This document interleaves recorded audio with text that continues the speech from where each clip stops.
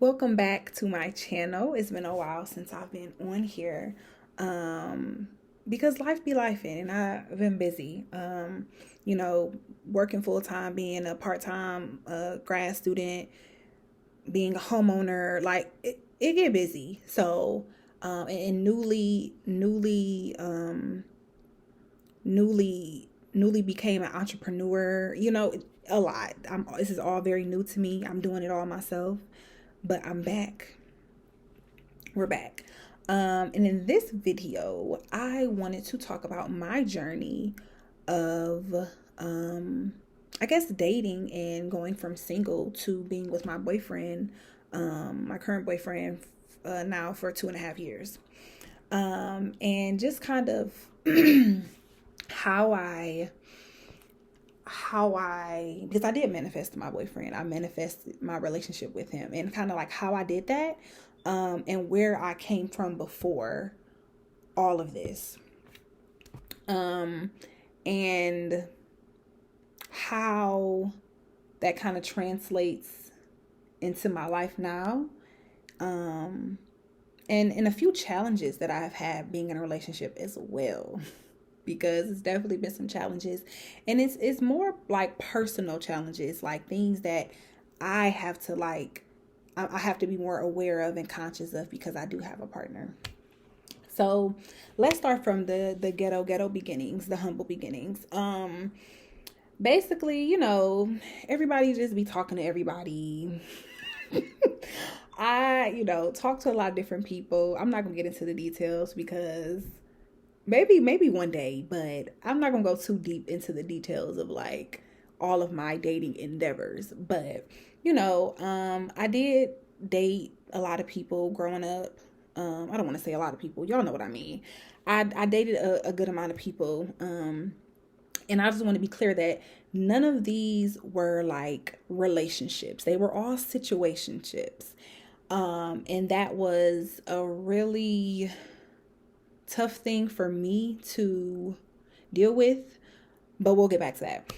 So, situationships in high school, situationships in college, and you know, when you are like fresh out of high school, early 20s, you don't really think about what you're doing when you're dating. You're just going out. I know me. I love me a free meal. I'm going to go out, get some food, get cute. I like getting cute. I like taking pictures. Like, I want to have a good time. Like, I'm not necessarily thinking so deeply into like who I'm out with. Um, like, do I see myself being with this person? Does this person have does me and this person share similar values? Like, I was not thinking that deeply into any of it. And I don't think anybody that age does, but I think we should. But I think a lot of that also comes from home and what you're taught growing up. But for me, I wasn't thinking about none of that stuff. I was just simply like, okay, this is what I'm about to do. I'm 20, whatever, 19, 20. I'm about to go out and date, have a good time. And so without having those intentions with dating, it could get a little messy, It can get a little bit confusing, and you can have expectations for the situationship that the other person does not have for the situationship. And for me, I'm a lover girl at heart, and so I would find myself getting into these situationships and like really liking the person and just feeling like, okay, I like you, so why don't you like me, and like, why aren't we together? And it was just never that. It was like, I just will find myself in situations where it's like, you're not my boyfriend, but I'm doing girlfriend stuff for you. But that's just because that's my heart, and I'm a loyal person, and I'm big on being somebody's friend first. Like, even if we, beefing, I'm still your friend. Like, we still have a relationship that is a friendship at the end of the day. I'm really big on that, even with my boyfriend now. So for me, it was easy for me to pull apart the romantic side of the situationship and then like the friendship side. And so I think a lot of the reasons why I continued to do the stuff that I did was because in my mind, it's like, well, at the end of the day, you my friend. So I'm still going to do it. Like, it was settling for that situation. I guess that's the best way to say it. Settling. Like, well, we still friends, so I would do this because you my friend. But it's like, no, that's something you should have been doing for a boyfriend. And none of them, I'm going to say that cuss word, none of them was your boyfriend. Period. So it honestly, same thing over and over again. Find myself, liking somebody, and then like getting my feelings hurt and just being like, I don't understand why you don't like me, or like, I don't understand why you don't like me enough to make me your girlfriend. Like, I just didn't understand it. And in hindsight, I really do believe that because I have such a big personality, and because I can be very demanding about what I want and what I deserve, I think that could be sometimes intimidating for people. I also think that I've always been very mature for my age, and just very wise. And I think that the people that I was dating weren't just not on my level, and no disrespect, no disrespect at all. But just not where I was with my life, and like mentally, like I was just on a different level than them. And I think it's difficult to, at least for women, to date a man that is not on the same level as you. And I'm not talking about money. I'm not talking about career. I'm just talking about mentally. And like, they like has to be like as ambitious as you. And I think it's just more difficult for us, but that's a conversation for another time. So it just got to a point where I was really just like tired of dealing with the same stuff over and over again. And something clicked to me, and I was just like, okay, I keep dealing with the same stuff. Instead of looking at these dudes I'm talking to, let me check in with me. What is it about me that is attracting these type of dudes? And, I did some soul searching, and I found out a lot of stuff, and I was not expecting that. And I wasn't really excited to find these things out, but it was a lot of things that I realized about myself, and which caused me to, okay, let's take a break from talking to people. Let's see what's going on in here. Let's heal some things. I had to do a lot of self-healing. I had to do a lot of sitting by myself, journaling. This is when I started journaling. And journaling really took everything to the next level for me. I was able to really express how I felt about everything in my journal. Something that I really enjoyed doing was writing letters to different people in my life, telling them exactly how I felt, but them never seeing it. That was a very therapeutic activity for me that I did. And I literally did this in my little college dorm apartment during COVID by myself, like just writing. And a lot of crying, a lot of like feeling lonely, and just feeling like, dang, like I'm really like, I gotta work on some stuff. Like I'm really messed up a little bit. And so that really, really like, yeah, without doing that, I would not be where I am today with my boyfriend for 2 years. So did a lot of introspection. And as I continue, learning things about myself, I was just really like, okay, what do I want? What do I want? What do I want in life right now?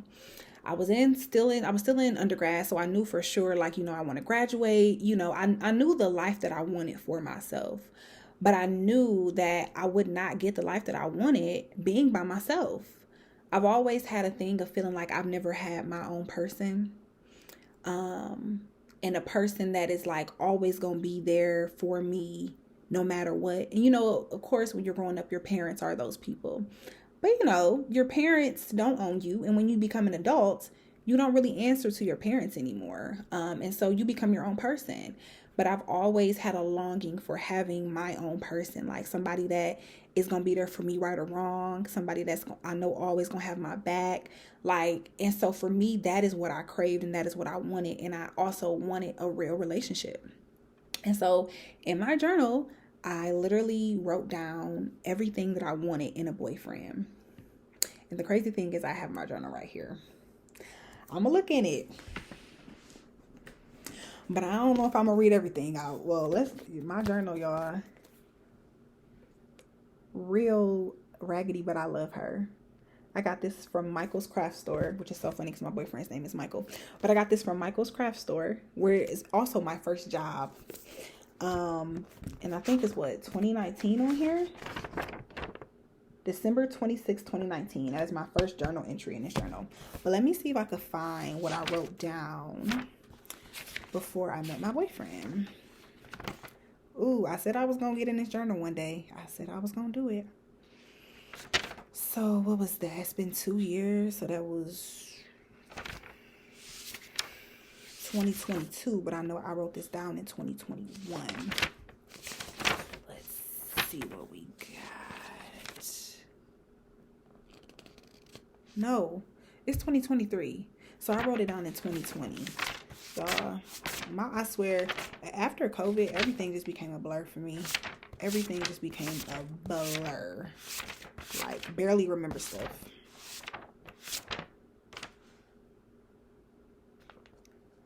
Okay. Where are we at? Okay, I think we're getting close. Oh, it's a lot of stuff in here, y'all.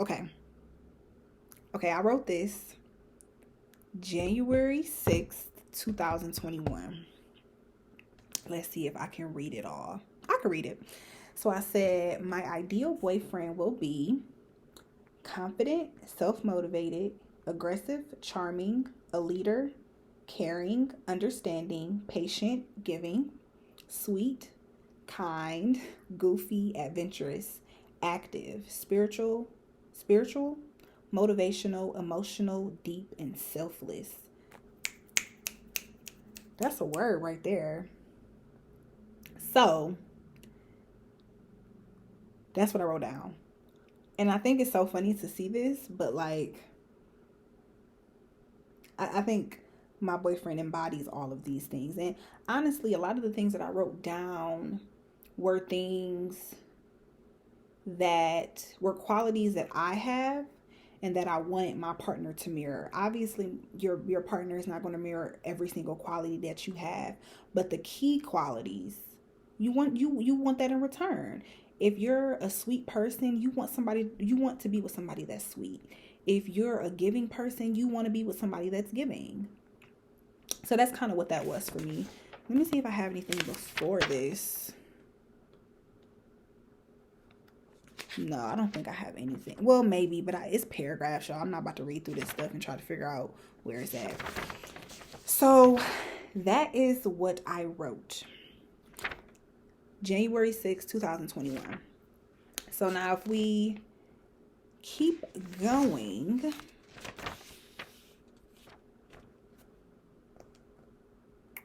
let's see. Trying to see where my first journal entry was after like going on my first date with my boyfriend. Oh, I think it's this one right here. So I swear to y'all. So let me also set the scene. So I was also still in Michigan in school. And my boyfriend was here in Cleveland. And so like we weren't, for the first like month or so, we didn't see each other. We were just texting and FaceTime and talking on the phone and stuff like that. So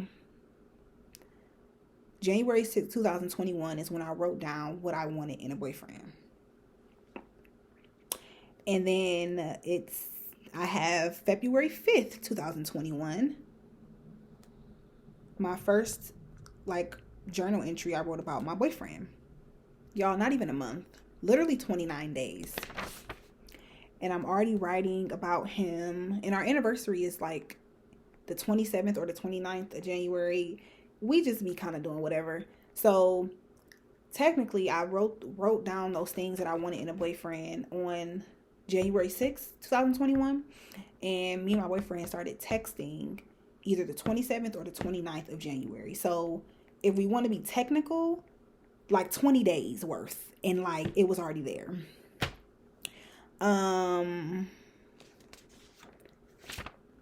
And ever since then, we've just been together. And like I will say,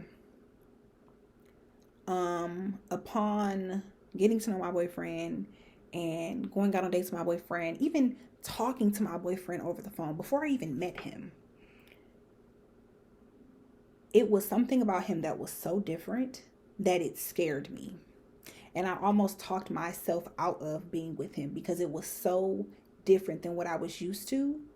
And it just felt too good to be true almost. And I was like, sometimes when things feel too good to be true, our natural reaction is to like push it away.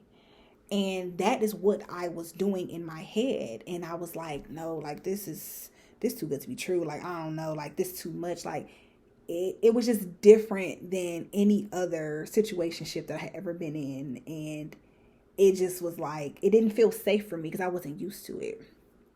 But I had to catch myself in those tracks and tell myself, like, Karma, you asked for this. Like, and this is one of them times where you go back to that journal. What did you write down? Ain't that what he doing? Okay, so get with it. Like that's me talking to myself. And I had to really like stop myself and say, like, Karma, this is what you asked for.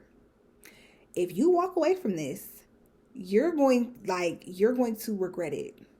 You're going to regret it because this is what you asked for. If you walk away from it, you're going to go right back to something else that you don't want, that you no longer want. And that was really hard for me because I really wanted to like, it was like my heart was like, girl, no, don't do that. Like, he like you too much. Like this is too good to be true. He too nice. Like, but my brain was like, no, he's supposed to be nice. This is how it's supposed to be. Like, I had to like retrain my heart to know that somebody caring about you and wanting to talk to you on the phone and like genuinely being interested in you is okay.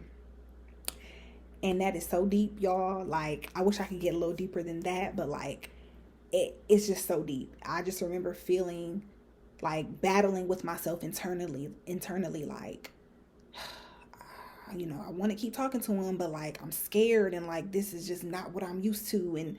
But it was what I needed.